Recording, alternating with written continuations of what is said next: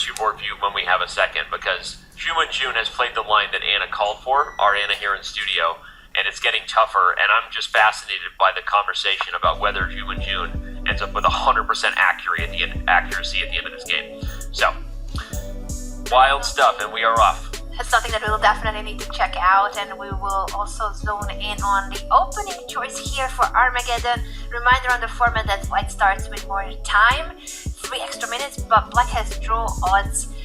What do you think of the opening decision, David? Yeah, it's still early days. I think Magnus is now choosing a setup. He started with the Reti opening, bringing his knight out to f3 on move 1. It's now transposing back towards a Queen's Indian. This is a Queen's Indian position, which can be c-border. So both players really flexible, really agile. It's a bit of a hybrid here. Black's next move is bishop to b4, given the opportunity. So I haven't seen Magnus deploy the move a3 here. I believe this is the Petrosian system, putting a pawn on the square, covering any potential pin. There we go. Magnus does play this, still very well-known territory, and Fabi jumps in with his knight. Not the most common move, but a way of trying to trade off pieces because black is slightly cramped. Yeah, I'm not sure. I think Magnus will have a long-term small advantage because he'll have most of the pawn center. We'll see a bishop trade now. So Fabi just needs to be solid, but he's been playing very quickly. So from that point of view, I totally understand Fabi's choice. Yeah, great news for the speed of Fabi. Danny, how do you see these lines as in terms of, you know Fabi so well, and how comfortable will he be? He needs to only secure a draw. He doesn't need more than a solid position, right? And speed. But I think you point out, I think the clock is the main thing that will determine how comfortable Fabi is, right? He doesn't want to get down that much on time. He's almost gotten that once 3-minute time advantage down to 2, so achieving his goal there. But I was going to say, I also think that Magnus is in a comfortable position that he can push. It's going to be a space advantage that he can write home about. You know, it's comfy, it's cozy. He'll be in control of how aggressive he wants to play on both sides of the board.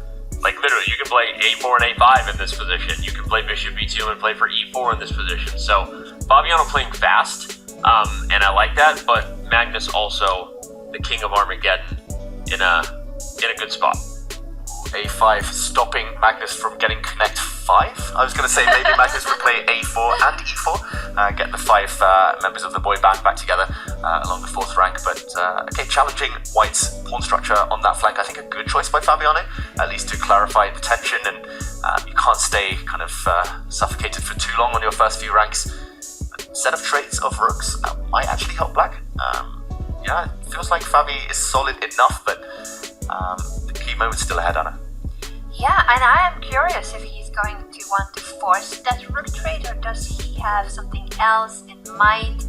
What are the options here for Black, David? Oh, he doesn't want us to discuss other options. He is going for a takes b4 and potentially the rook trade, or queen b8 with the idea of queen b7 and then trade rooks, I believe.